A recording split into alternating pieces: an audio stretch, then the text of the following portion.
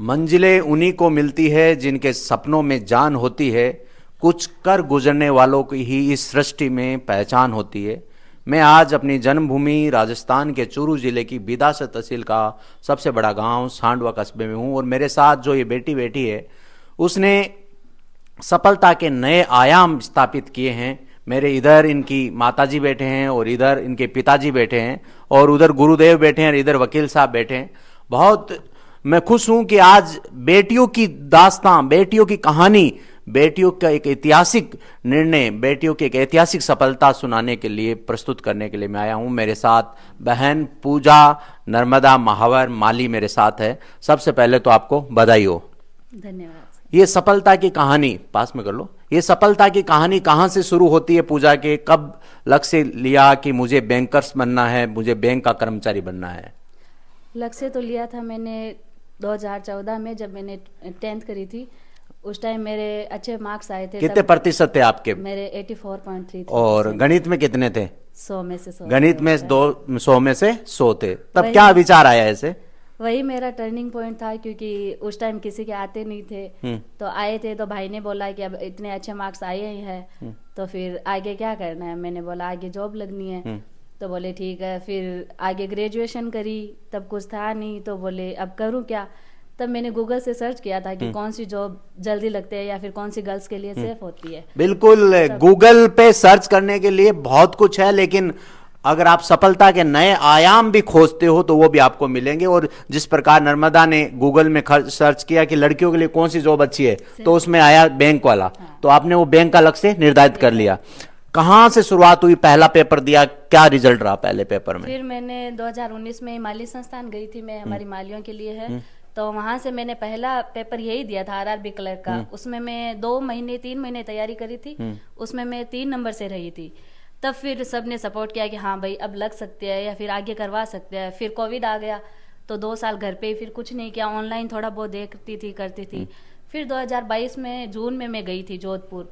एक कोचिंग है, वहां से मैंने कोचिंग करी। फिर मैंने सेल्फ स्टडी वहीं से जोधपुर से शुरू की। जोधपुर से सेल्फ स्टडी शुरू की करी थी। और कितने पेपर के बाद सफलता मिली? लंबी यात्रा, कितनी सीढ़ियां चढ़ने के बाद छत आई? मैंने बहुत पेपर दिए, 25 से 30 एग्जाम्स दिए। मतलब हिम्मत नहीं हारी? हिम्मत नहीं आ रही, क्योंकि वही था कि जॉब तो लगनी है, कुछ भी कर लो जॉब तो लगनी ही है। मतलब लक्ष्य था जॉब लगने का। लक्ष्य था कि अगर आई हूं तो खाली हाथ वापस घर नहीं जाना है। निश्चित रूप से ये अगर संकल्प होगा, ये अगर शपथ आपने ले रखी है, ये अगर आपका लक्ष्य है तो आपको कोई पराजित नहीं कर सकता। 25 पेपर, लोग हार जाते हैं 2 पेपर के बाद, 4 पेपर के बाद और अपनी मंजिल खत्म कर लेते हैं, अपना लक्ष्य खत्म कर लेते हैं। लेकिन बहन नर्मदा ने कहा कि मेरा लक्ष्य था कि मैं खाली लौट के नहीं जाऊंगी, इसलिए कहा गया कभी ना हारी हिम्मत, कभी ना बिसारी राम, कभी हार कभी जीत, यही जीवन का संग्राम। और ये जीत प्राप्त की आपकी 10वीं किस सत्र में पूरी हुई? 10वीं कक्षा मेरे 2014 में हुई। 2014 में। उसके बाद ग्रेजुएशन आपका हो गया?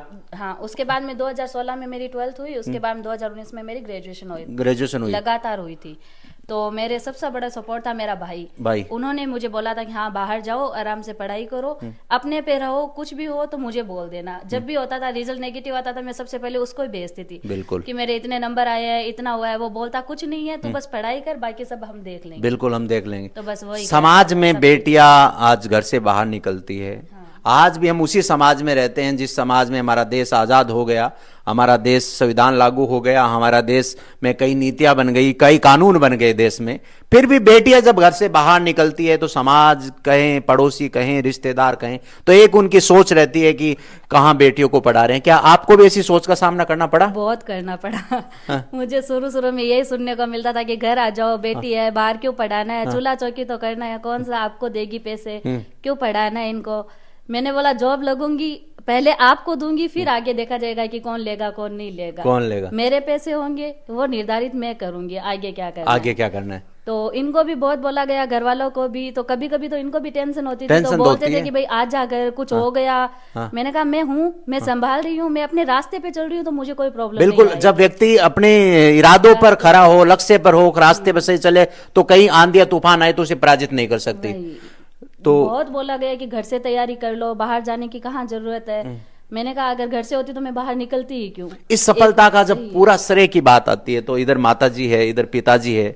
बहुत मुश्किल रही होगी। हम जिन परिवारों से आते हैं, जिस समाज से आते हैं, उस समाज की में जब बेटियों की बात करते हैं, तो अभी हम चर्चा कर रहे थे वकील साहब से, तो ऐसा लगा कि पहली माली समाज की एक लड़की है जो नौकरी लगी है।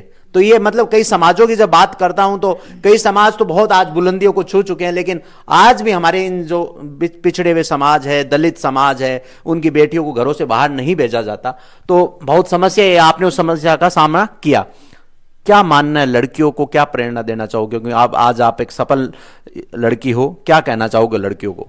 लड़कियों को मैं एक ही बात बोलूंगी कि अगर कुछ भी करना है तो पहले ये करो कि मुझे क्यों करना है। अगर आपका ये लक्ष्य अच्छा होगा कि मुझे क्यों करना है, जैसे मेरा लक्ष्य था कि मुझे करना है क्योंकि मुझे अपना भाई का सपोर्ट बनना, उन्होंने मुझे बहुत सपोर्ट किया हर एक चीज में। सबसे पहले मुझे बाहर निकालने मेरे भाई थे, क्योंकि जहां तक मेरे मोहल्ले की बात है या मेरे समाज की बात है, कोई भी लड़की बाहर नहीं गई थी, बाहर नहीं गई, तो मेरे भाई ने किया। तो मेरा ये था कि मेरा एक ही भाई है, तो मुझे उसका सपोर्ट बनना था कि वो अकेला नहीं है, मैं उनके साथ हूँ।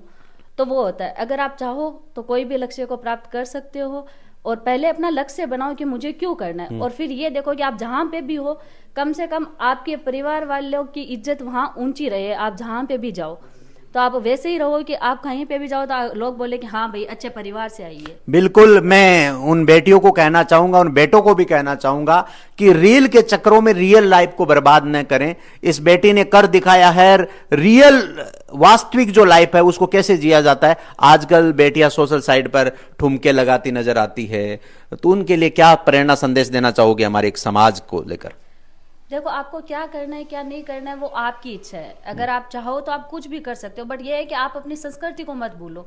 जो भी आपकी संस्कृति है, अगर आपके घर वाले आपको अलाउ कर रहे हैं तो वो आप चीज करो, कोई दिक्कत नहीं है, बट एक मर्यादा में रह के करो जो भी करना हो। बिल्कुल, इस बेटी की असीम सफलता के लिए मैं बधाई दे रहा हूं। पढ़ाई का क्या मापदंड रहे, कितने घंटे आपने स्टडी की? मैंने 8-10 घंटे भी करी है, मैंने 3-4 घंटे भी करी है, और कभी कभी हुआ कि दिन में अगर तबीयत वगैरह कुछ खराब थी तो 1-2 घंटे भी करी है। तो निश्चित नहीं होता कि आप कितनी पढ़ाई करो। मैं नहीं होता कि आपने जो पढ़ाई करी उससे आपका रिजल्ट कितना निकल रहा है। अगर आप 2 घंटे भी पढ़ रहे हो तो वो आपके काम आनी चाहिए। ये नहीं कि आप 10 घंटे पढ़ो और उसमें से इफेक्टिव सिर्फ 2 घंटे। अभी आपका बैंक एम्प्लॉय में सिलेक्शन हुआ है, अभी आप 24 तारीख को दिल्ली इंटरव्यू देने जा रहे हो।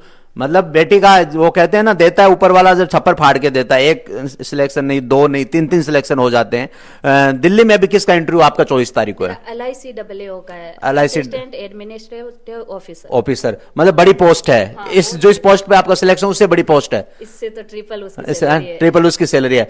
अगर इसमें सिलेक्शन हो जाता तो और ज्यादा खुशी होगी। हाँ, बिल्कुल, हमारी पूरी टीम की तरफ से इस बेटी को LICAA की तरफ से बहुत बहुत शुभकामनाएं। निश्चित रूप से ये बेटियों के लिए प्रेरणा है, ग्रामीण क्षेत्र की बेटियों के लिए प्रेरणा है, ऐसे समाज की बेटियों के लिए प्रेरणा है जिनको घर से बाहर नहीं निकलने दिया जाता। ऐसी समाज की बेटियों के लिए प्रेरणा है, जब वो घर से बाहर निकलती है तो पड़ोसी बोलते हैं, रिश्तेदार बोलते हैं कि क्या करना है, सिर्फ चूल्हा चौका ही तो करना है, कौन से जाके आगे प्लेन उड़ानी है, कौन सा पायलट बनना है। लेकिन निश्चित रूप से मैं हमेशा कहता हूं, जमाना बड़ा खराब है। कब परिस्थितियां बदल जाए, कब रंग बदल जाए, कब वजूद बदल जाए, कब स्थितियां बदल जाए, कब तौर बदल जाए, कब तरीके बदल जाए, कब जमाना बदल जाए, जब जमाने की सीख बदल जाए, अगर बेटी अपने पैरों पर खड़ी होगी तो मां बाप को चिंता नहीं होगी। ससुराल पक्ष कैसा ही मिले, अगर बेटी अगर सक्षम है तो वह अपने माता पिता के आंखों में आंसू नहीं आने देगी। धन्यवाद देना चाहता हूं ऐसे माता पिता को कि जिन्होंने इस बेटी को समाज के ताने, रिश्तेदारों के ताने सुनने के बावजूद भी उन्हें जोधपुर यहां से 240 किलोमीटर दूर भेजा।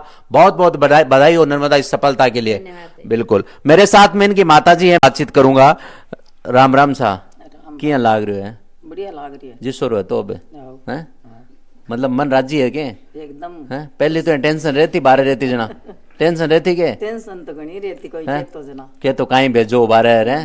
अब यहाँ खून बढ़ी होगी, मन लागे 2-4 यूनिट बढ़े हो, चेक कराए हुए बढ़े नहीं? कहीं कहना चाह रहे हो मतलब सफलता पर बेटी के? एकदम खुशी है, आपने तो आपकी खुशी करी है, अगली खुशी करी है नहीं? और भाई को पूरा सपोर्ट है, उमा शंकर को? भाई को पूरा सपोर्ट, भाई को पूरा सपोर्ट है, भाई को पूरा सपोर्ट हो। भाई दीन, हाँ, जितनी व्यवस्था देनी जितनी भाई दी। बिल्कुल, बहुत बहुत मैं धन्यवाद देना चाहूँ। निश्चित रूप में मान है, क्योंकि माँ और पापा दुनिया में से ज्यादा अगर कोई सफलता पर खुशी हुआ तो माँ और बाप हुए। और बे आपने सागे मार सागे लक्ष्मण जी है, जेका आता साल रिटायरमेंट जलदायु विभाग में सेवा दी, फिर बाद में रिटायरमेंट हो गया। और बाकी आंखें वो स्पष्ट हो रही है कि बाकी जो कि खुशी है भाई आंसू रूप निकल रही है। मैं बात करना चाहूँ, हटे ना जो आना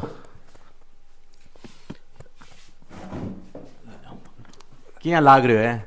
बढ़िया बढ़िया, खुशी बहुत हो है, आंखें में आंसू, खुशी का आंसू आ रहे हैं। बढ़िया महसूस, पक्को विश्वास हो गए? पक्को विश्वास पक्को विश्वास में हर छोड़ दी। हाँ मैं यार छोड़ दिया क्यों? मैं ब्याह थे नाम मिल ना, ब्याह को थे नाम ही मिल है, सगाई के नाम मिल ना। तो की कहता जब माने कहता कि कहीं करी पड़ा क्यों फालतू कर जो बेटी है छोरे उन भागे बुन भागे। मैं के भाई के उपा कोई मैं अगले कह दियो बाके पापा से की हुआ मैं मारी जानो मारो काम। मतलब थाको सिर में नीचे झुकन कौन दूं। हाँ संकल्प है देखो बेटी को कहे पिताजी ने समाज रिश्तेदार कहीं कहीं क्यों, लेकिन ए मजबूत रिया, मैं तो मजबूत रिया। मैं मारी छोरी मान कह दियो मैं जाना का बात है बिल्कुल जैसे जोग है वे वही बिल्कुल। मतलब आज सफलता मतलब एक पिता के ना चीज होनी चाहिए। पर सिंह आया क्यों सगाई कर दियो वो पढ़े रहे वो टिली रहे वो मास्टर रहे मैं कर देंगे करवाई कोने सगाई कर दे ना कर लेता कोई की फोटो थोड़ी कर दे सगाई बात हो क्या मैं मन नहीं करूं सगाई आगे लिखा मैं नौकरी लग गया बाद में शादी करूंगा। बिल्कुल निश्चित रूप में बहुत बहुत मैं लक्ष्मण जी ने बधाई देना चाहूँ और माता पिता के लिए तो बहुत खुशी को पल है। बहुत बधाई हो पूरे माड़ी परिवार ने, माड़ी समाज ने, सांडवा गांव ने, सांडवा के सब बेटन धन्यवाद। आपने सागे वकील साहब है, वकील साहब हूँ बात करा वकील साहब कि यहाँ मतलब गांव की बेटी की सफलता की कहानी है। देखो मैं आपको और ऐसे परिवार से ऐसे समाज से जहाँ बेटियों का इतिहास देश की आज़ादी के बाद में भी एक लड़की नौकरी नहीं लग पाई। देखो मैं आपको एक बात कहना चाहता हूँ कि जो अपना जो समाज है ना उसका जो फोकस होता है मेन ध्यान होता है वो बेटों पे होता है। लेकिन जिस तरह से लक्ष्मण जी माली ने पूरा फोकस अपनी बेटी पे लगाया तो और उनकी बेटी ने दिखा दिया कि अगर बेटियों पे अगर ध्यान दोगे तो बेटियां भी सफलता प्राप्त कर सकती है, जैसे इस नर्मदा ने बैंकिंग में सफलता प्राप्त की है। इसलिए मैं तो समाज से यही कहना चाहूँगा कि अपने बेटों की तरह बेटियों को भी ध्यान दो और उनको भी पढ़ाओ, उनको भी आगे बढ़ाओ। बेटियां भी उतनी आपके लिए कारगर साबित होगी जितने बेटे होते हैं। हालांकि बेटों से इतनी उम्मीद अब आज के ज़माने में है नहीं, बेटियों से जरूर उम्मीद है। वकील साहब जैसे आप कोर्ट में रहते हो, बेटियों के ऐसे कई मामले आते हैं, उनको देखते हुए ऐसी बेटी की सफलता जब सुनने को मिलती है आप उसमें शरीक होते हो तो कैसा महसूस करते हो? देखो कोर्ट में जो मामले आते हैं वो मामले अधिकतर मामले वो होते हैं 90% से अधिक मामले आप 95% मामले देख लो जो सामाजिक रूढ़ि से बंधे हुए लोग होते हैं और जो सामाजिक व्यवस्थाओं की जो कुरीतियां उनसे बंधे हुए होते हैं जो पढ़ाते नहीं है। अधिकतर मामले आपको ऐसे ही लोगों के मिलेंगे। पढ़े लिखे लोगों के मामले आपको बहुत कम, मैं यह कह सकता हूँ न के बराबर, न के बराबर। धन्यवाद। ये हमारे साथ वकील साहब थे आदरणीय। हमारे साथ इस क्षेत्र इस गांव के भवानी शंकर जी मारू है जो शिक्षा के गुरुजी दे रहा हो शिक्षा के पुरोधा है और निश्चित रूप से गांव के लिए जब शिक्षा की बात आती है तो भवानी शंकर गुरु जी का नाम आता है। गुरुदेव हाँ जी, क्या कहना चाहेंगे इस बेटी की सफलता के लिए? मैं इसे बहुत बहुत बधाई देना चाहूँगा। हाँ। और साथ ही इस गांव की आसपास के क्षेत्र की जो लड़कियां पढ़ रही है उनको ये कहूँगा कि इसे सीख लेवे और अपने लक्ष्य निर्धारित करे और उस पर लगे रहे। मतलब जब परेशानी आती है, संघर्ष करने में बाधाएं आती है तो आप हमेशा जो दिनकर साहब की पंक्तियां कहते हो उनसे मतलब बच्चों में बहुत जोश मिलता है इस क्षेत्र के लोगों में, क्या कहना चाहेंगे? दिनकर साहब ने कहा था कि खम ठोक ठेलता है जब नर पर्वत के जाते पांव उखड़, मानव जब जोर लगाता है पत्थर पानी बन जाता है। मतलब मनुष्य अगर ठान ले, अगर लक्ष्य को निर्धारित कर ले और उसका पीछा करे, हिम्मत न हारे तो लक्ष्य अवश्य प्राप्त कर सकता है। मैं सभी से ये कहना चाहूंगा। बिल्कुल, बहुत बहुत बधाई हो। मैं गुरुदेव के मार्गदर्शन में और प्रेरणा में क्षेत्र की बेटियां और बेटे बहुत आगे बढ़ रहे हैं और निश्चित रूप से जो सांडों में शिक्षा की जब बात होती है, जब सांडों में शिक्षा के माहौल की बात होती है तो निश्चित रूप से भवानी शंकर जी मारू का नाम आता है। और बड़े दुख के साथ हमें कहना पड़ रहा है इस वीडियो में कि गुरुजी का रिटायरमेंट मात्र 2 महीने बाद है और गुरुजी इस गांव के लगभग 30 साल से ज़्यादा इस गांव में सेवा दी। और निश्चित रूप से माली परिवार को मैं बहुत बहुत बधाई देना चाहता हूं और निश्चित रूप से सभी बेटियों से उम्मीद करता हूं कि पिता का सिर कभी झुकने न दे, कभी रुकने न दे और उनका गर्व से सिर ऊंचा हो सके। इसी आशा के साथ अच्छाई की मार्केटिंग के साथ मैं जुगल प्रजापति बहुत बहुत बधाई और धन्यवाद माली परिवार को, इस बेटी को, नर्मदा को, और उम्मीद करता हूं कि ये बेटी आने वाले समय में कई बेटियों को प्रेरित करेगी। जय हिंद, जय भारत।